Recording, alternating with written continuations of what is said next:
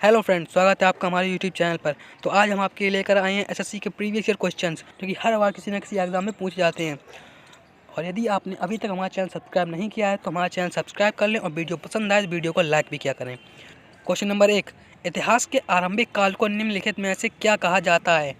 इसका right answer है option A, पुरापाषाण काल। इतिहास के आरंभिक काल को पुरापाषाण काल कहा जाता है।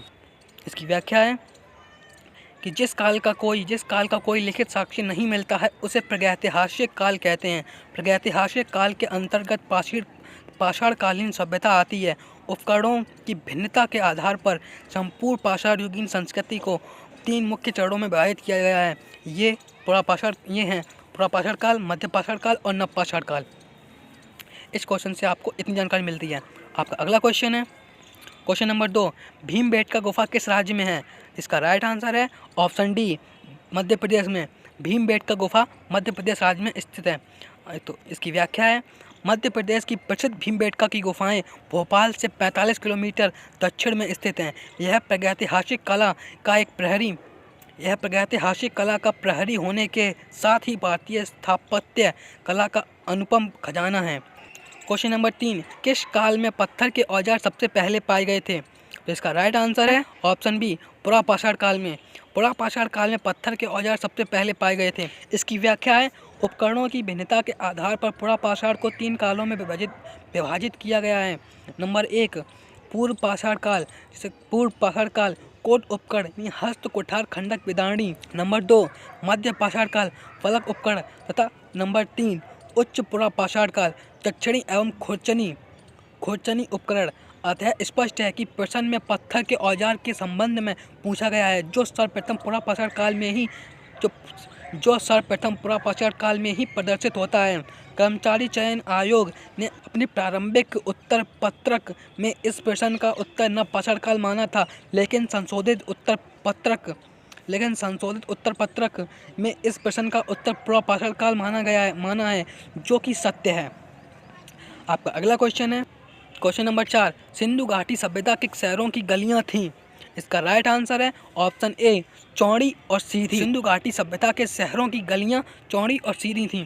व्याख्या, सिंधु घाटी सभ्यता में शहरों की गलियां चौड़ी और सीधी होती थीं।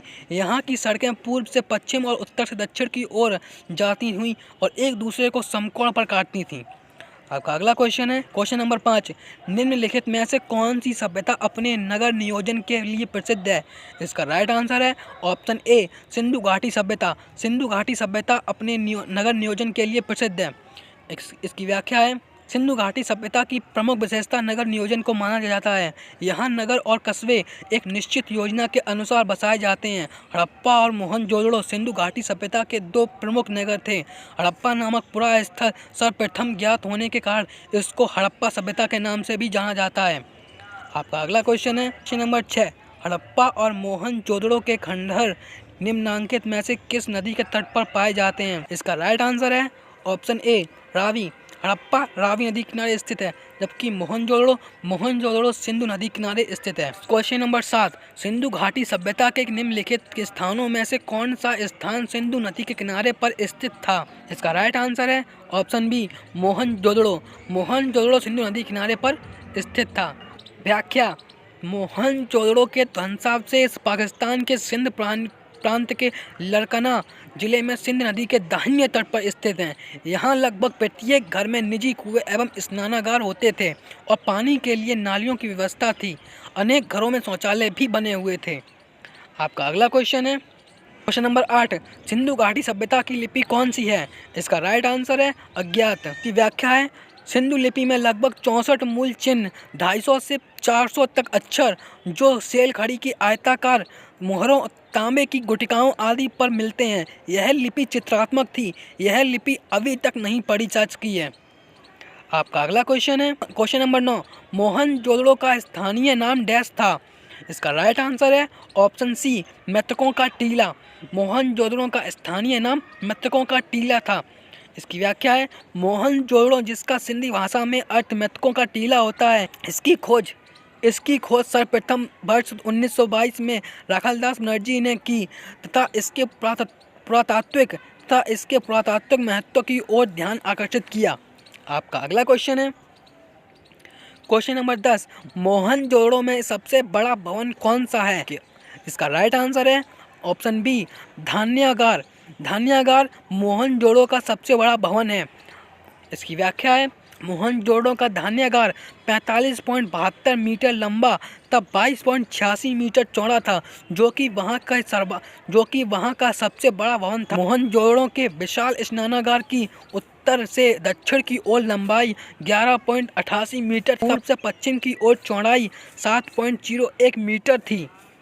आपका अगला क्वेश्चन है क्वेश्चन नंबर 11, विशाल स्नानागार कहाँ मिलता है? विशाल स्नानागार मोहनजोदड़ो में मिलता है। आपका अगला क्वेश्चन है क्वेश्चन नंबर 12, सिंधु घाटी के लोगों की एक महत्वपूर्ण रचना निम्नलिखित में से किसकी मूर्ति थी? इसका राइट आंसर है ऑप्शन बी, नृत्य करती हुई बालिका।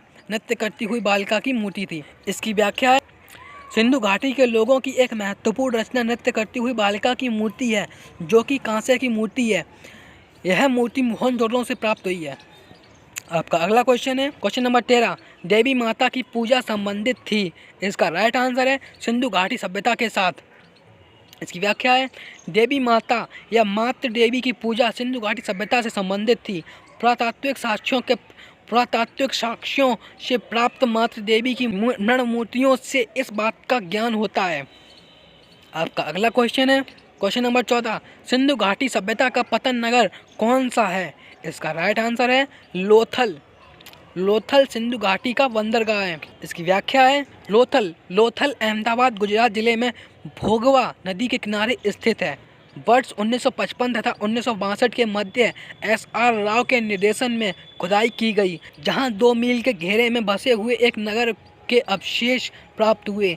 यहाँ की सबसे महत्वपूर्ण उपलब्धि पक्की ईंटों का बना हुआ विशाल आकार 214 × 36 मीटर का एक घेरा है, जिसे राव महोदय ने जहाज़ों की गोदी बताया है। इस प्रकार लोथल एक पतन नगर था। लोथल में 2 भिन्न टीले नहीं मिलते। पूरी की पूरी बस्ती एक ही दीवार से घिरी थी। आपका अगला क्वेश्चन है क्वेश्चन नंबर 15, लोथल नामक स्थान पर निम्नोक्त सभ्यताओं में से किसका जहाजी मालघाट था? इसका राइट आंसर है ऑप्शन ए, सिंधु घाटी का। आज के लिए बस इतना ही। अगर आपको वीडियो पसंद आए तो वीडियो को लाइक करें और चैनल सब्सक्राइब जरूर करें। मिलते हैं नेक्स्ट वीडियो में।